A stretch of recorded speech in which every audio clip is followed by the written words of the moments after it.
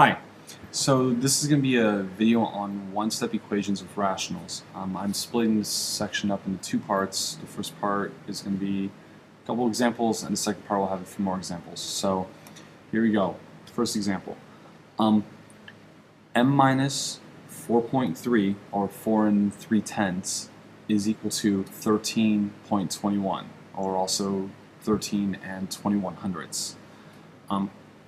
The reason why some people will say 3/10 is because that's how you convert this. You would convert the 0.3 into a fraction. It's 3/10, and this is 21/100. So that's why the two different things are sometimes said. I'll just do it with the regular old method of just how we've been doing every single thing with integers. We can actually just do with fractions also, or with decimals and fractions. And by the way, when it says rationals, rationals are including decimals and also fractions. So we have m minus 4.3 is equal to 13.21.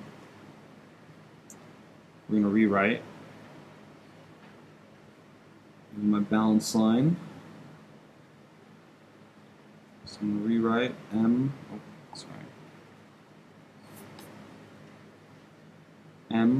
plus negative 4.3, because remember I always change a minus to a plus and change this number into the opposite. So if it's positive, I change it into a negative. 13.21. Well, I know I'm solving for m, and I want to get m by itself. So that means I have to move 4.3. Well, the only way to move 4.3 is to add the opposite. So adding the opposite is just positive 4.3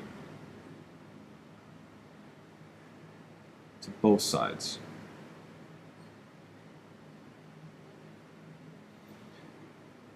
This all equals 0. Okay, so we got m over here is equal to, well, they're both positive. You want to make sure you line up the decimal. I'm going to do that over here I'll do that over here in the toolbox area. 13.21 plus 4.3. I have to add a 0 because of the 1 right there to line these up. 1 plus 0 is 1, 2 plus 3 is 5, bring down the decimal. 3 plus 4 is 7, and 1 makes 17.51. So m is equal to 17.51. Okay? Next way.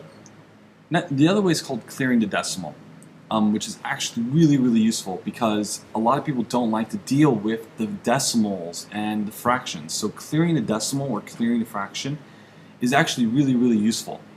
So I'm going to definitely be showing that right now. Again, I'm going to start the same way. M minus 4.3 is equal to 13.21, balance line. M minus 4.3 is equal to 13.21. So I've rewritten. Oh, by the way, I forgot to write. I added 4.3 right here. So after I've done my rewrite, I'm then going to look at both decimals. I'm going to say, well, right here, I'm just going to cover that up so you don't have to look at both of these at the same time. Right here I have 0.3. Think about what would you multiply, what multiple of 10, 100, 1,000, and so on would you multiply 4.3 by to get it to be a whole number? There's one decimal place, so I would be multiplying it by 10 because there's 1 0. I would then look at 13.21 and say, well, I would multiply that one by 100. So always go for the bigger number. This one we're going to multiply everything by 100. So we have 100, and we're going to times this one by 100 also. So we multiplied by 100. Multiplying by 100 just moves the decimal. That's all 10, 100, 1,000. It just moves the decimal. However many zeros there are, that tells you how many times to move it. 100m, well that's just 100m. 100 times m is 100m. That's it. 100 for 0.3. Move the decimal once, twice, I would have to add a 0, and this would be minus 430. And then I move the decimal twice up here, 1, 2. So now we have 13.2, or sorry, 1,321. Okay? Now that we've done that part, we would then rewrite, so I need to know what the original question was.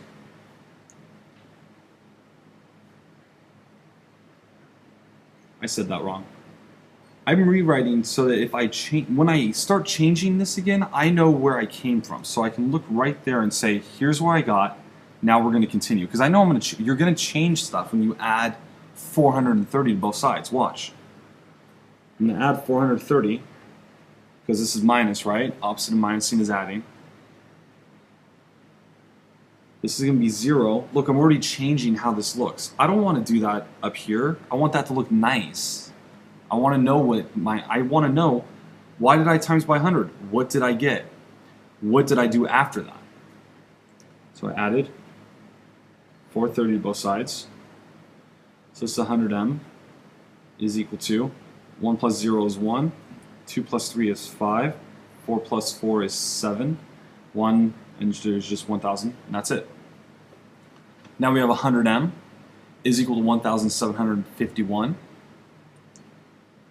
But I'm going to rewrite yet again.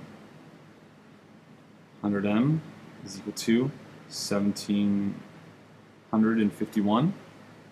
Now I'm going to, opposite of multiplying is dividing.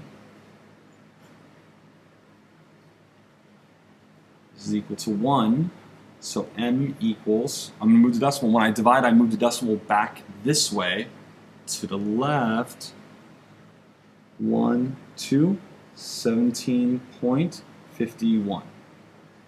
And if you look, our answer, exactly the same on both sides. This side over here is really nice because I don't have to remember a bunch of crazy decimal rules. Over here, this is very direct and gets to the point. Depends on what if you hate decimals and you want to get rid of them, go for it. If you think you can handle doing it with the rules of decimals and fractions, go for it. It's up to you. Okay, let's do our check. So 1017.51, we're going to plug that in for m. So I'm going to put that in parentheses. Minus 4.3. Does it equal 13.21? Let's check. Balance line. We got to take 17.51 minus 4.3. 0. I'm lining up my decimals over here. Look. Lining up my decimals. And then I'm going to be subtracting. 1 minus 0 is 1. 5 minus 3 is 2. Decimal comes down. 7 minus 4 is 3. Bring down the 1. So my check works, and I have 13.21 equals 13.21. And I'm good. So on example number 2 of this video, by the way, if you haven't noticed, my shirt's changed. A little weird, I know. Guy interrupted in the first video. For our second example, we have negative 4.3 is equal to y divided by 0.81. So the main operation is, well, the variable is being divided by a decimal. So we're going to just think about, well, normally if I have the variable divided by some number, like an integer, usually I would just multiply both sides by that number. That's still the same case. Nothing changes about that. So we're just going to go through our normal steps. I'm going to balance line. I'm going to rewrite. Negative 4.3 is equal to y divided by 0.81. Darken this up a little bit. Right? Well, now I'm going to multiply both sides by 0.81. Multiply by 0.81, or 81 hundredths. on both sides.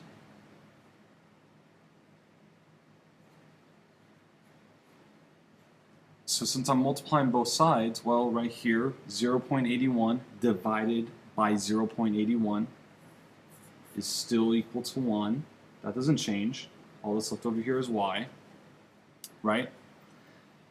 And now I'm just multiplying these two numbers together. A positive times a negative is still a negative. I'm going to do my grunt work over here because I need to show my scratch work. 0.81 times 4.3. And now we're going to multiply. Now, again, multiplying decimals, I did show this in the video prior. I'm going to think about if I have 3/10 times 1/100th, that is going, well, 3 times 1 is 3. A tenth times 10 times 100 is 1,000. So that means I need, well, that's, so 3 is the 10. If I put, this is about putting where to put the decimal. If I put in front of the 3, that's a tenth. This is 100th, but I need one more 0 to make it 1,000th. 3 times 8, well, 3/10 times 3/10, or 8/10. Well, 3 times 4 is 24, right?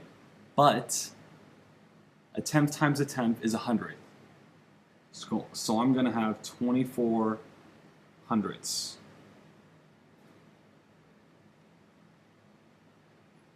Right? 24 hundredths, yep. For some reason I feel like I just messed that up, but I think I'm good. Yep, I'm good. Next, 4, and that's a whole number. Look, it's in front of the decimal. 4 times 1 is 4, but remember, this is 10, this is in the hundredths place. Well, it's just 4 hundredths. And this is 4 hundredths. And again, notice how my decimals are lining up. Remember, this is something I showed in the decimal video. 4 times 8, well, this is 0.8, so that's 8/10 times 4. 4 times 8 is 32. But I'm not going to say 32/10. It's going to be 3 2/10. I'm going to add all these together. 3 comes down. 4 and 4 make 8. 2 and 2 make 4. Decimal 3. Right? So I have negative 3.483. So y equals, and I can rewrite that. Remember, we can always just flip everything around and make it y equals negative 3.483. Okay? Now to check, here we go. Negative 4.3. Is it really equal to negative 3.483 divided by 0.81? Let's check. My pencil just broke, so I'm going to pull out another pencil. There we go. 0.81, 3.483. I'm going to move my decimal once, twice. So really it's just 81 goes into 300, well, it can't go into 34. It can go into 348. Let's see. We got 81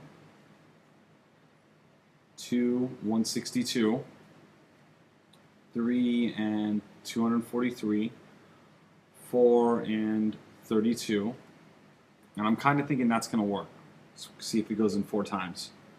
Minus 324. Well, 8 goes in there 4 times. That's a 2. Bring down to 3. Decimals right here, right? So we got the decimal right there. And look, 1, 2, 3. Oh, there it is. 4.3. And negative divided by positive is a negative. So 4.3 equals negative 4.3. And sure enough, our check works. So that's example number 2. Go ahead and just put this back up here. here just for a second. A lot of decimal work, but again, our answer is right here. Y equals negative 3.483, or negative 3 and 483 thousandths. Either answer way to say it is correct.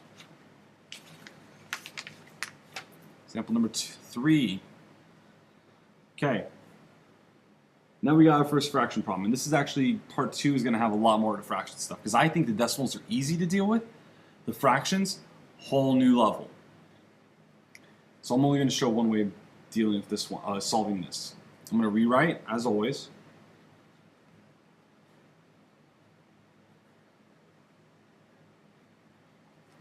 I have positive 8 over 11. I can either subtract 8 over 11 or add negative 8 over 11. You know me, I'm always all for adding the opposite, but why not just subtract this time, Mr. V? Sure, why not? So I'm subtracting 8 over 11 from both sides. This equals 0 because they're opposites. 8 over 11 minus 8 over 11 is 0. Okay, 2 over 7 minus 8 over 11. Can't subtract denominators if they're not the same, so we need to get a common denominator. 7 and 11 are both prime, so I can't, there's not going to be any tricky number. It just takes 7 times 11. 77, 77. So I'm timesing this one by 11. 11 times 2 is 22. Times this one by 7. 7 times 8 is 56.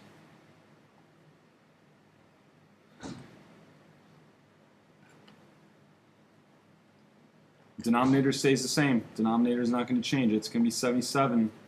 So I'm looking at 22 minus 56. Well, if I have $22 and I owe someone $56, I'm definitely going to have a negative answer. No doubt about that. I'm taking away more than I have. But really we're just going to subtract. 6 minus 2 is 4. 5 minus 2 is 3. So I have negative 34 over 77. That's the answer to Z. I think. But I never know unless I check. Negative 33 over Z, over 77, plus 8 over 11. Clean that up.